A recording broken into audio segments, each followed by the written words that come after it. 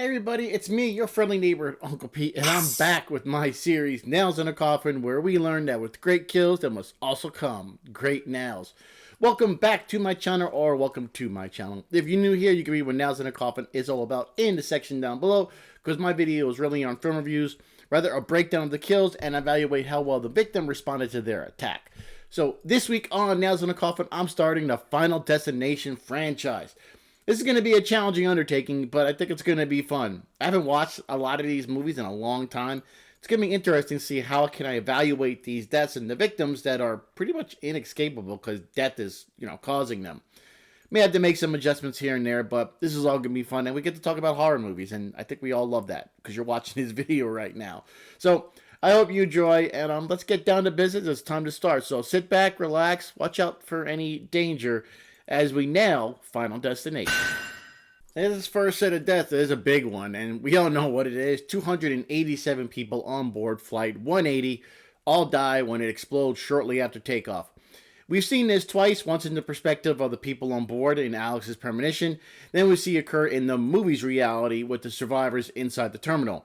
They see the plane explode while Alex and Carter were fighting each other.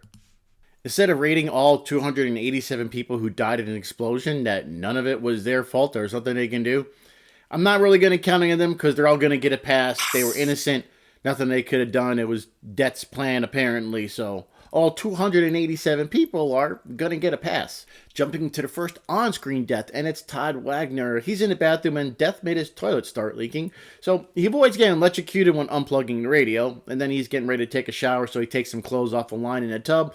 But he slips on the water, and the clothesline wraps around his neck, and he's getting strangled.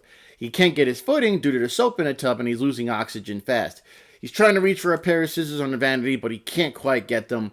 Then he eventually does die in a very drawn-out death sequence. First set of nails go to Todd, and I'm going to award him with 2.5 nails in a coffin.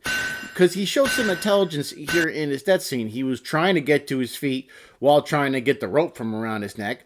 He was reaching for scissors that he saw there so he could cut himself free. He also turned off the radio when it started playing Rocky Mountain High by John Denver, who perished in a plane crash. And so in this franchise, it's not easy to escape death because death is going to get you no matter what. That's the whole theme of the entire franchise. So my grain is going to be adjusted here with Nails in a Coffin. Pretty much my point here is Todd was able to try and stop his death here, and I didn't see him do anything foolish or stupid that kind of aided in his demise here.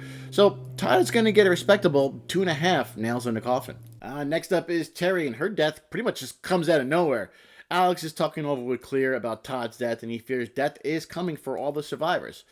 Carter and Terry show up, and Carter's pretty much just sick of Alex, thinking Alex just wants to scare everybody else. Terry got fed up with the bickering, and she storms off, telling Carter to drop dead. Then she gets obliterated when she's hit by a speeding bus. Terry earned herself 1 nail in the coffin. She made the grave mistake by walking out into the middle of the street. I'm sorry, regardless if death is after you or not, you need to have some type of situational awareness. She had none. You don't walk into the middle of the road and stop. Granted, the bus was speeding like a mother trucker, but she did put herself in danger. This could have been a death in any slasher, just to show how foolish the victim was. Plus, it's a shock kill to add some carnage candy to the film. But walking into traffic is a good way to always get yourself 1 nail in the coffin. Moving on to Valerie, she's been traumatized since the events of Flight 180, and now she's at home trying to relax. She pours herself a cup of tea, but seeing the mug is from the high school, she calls her to dump the hot water out. She then fills the mug with ice and some vodka, and the change in temperature actually causes this mug to crack. While enjoying her drink, it drips into the back of her computer monitor. Of course, this is not good as liquids and electricity tend not to mix well. The monitor starts to smoke, she sees this, and she takes a closer look. Then the monitor explodes, sending a shard of glass into her neck. The house catches fire due to this accident and the spilled vodka. Valerie's holding a neck, trying to get to the kitchen to stop the bleeding.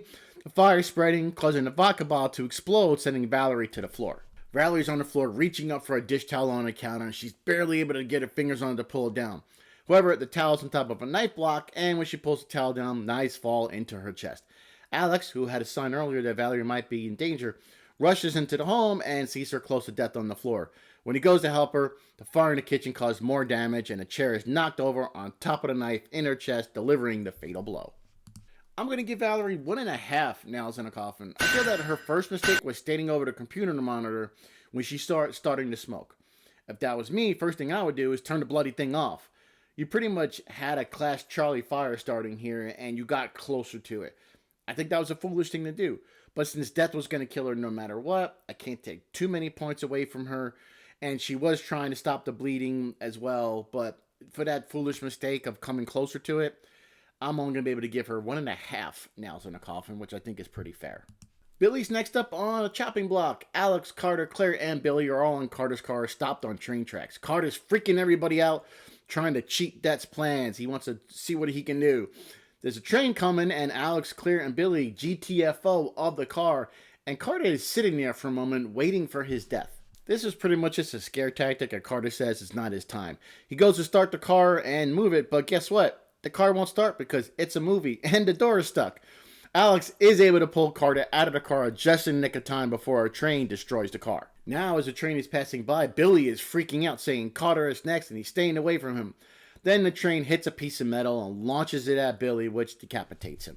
This was an easy one to rate. Billy earned 2 nails in a coffin. He didn't make any foolish mistakes here. He really did nothing wrong. Death was coming for him, just like death was coming for everybody. All he did was stand there and yell at Carter after a near-death accident. He knew, hey, get out of the car earlier, so he wasn't stupid. So when there's a death and the victim is innocent with no fault on their part and they couldn't do anything about it to prevent it, they go down the middle and get 2 nails in a coffin, that's exactly what Billy's going to get. There's only one more on-screen death in this first installment in the Final Destination franchise, which is weird. You'd think there'd be a lot more, but Alex, Claire, and Carter are enjoying a vacation in Paris.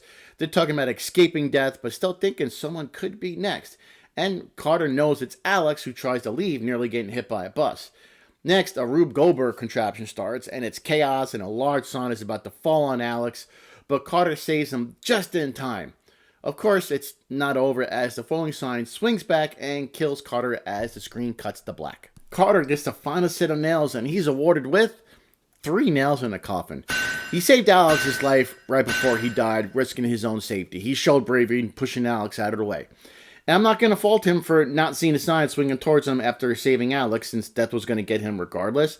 But he didn't really hesitate. He saved somebody else's life. And Carter showed bravery, and that's one of the things I look for when handing out nails. And yeah, he wasn't fearful. He was brave. So Carter deserves a firm 3 nails in the coffin. There we go, ladies and gentlemen. Those are all my nails in the coffin for Final Destination.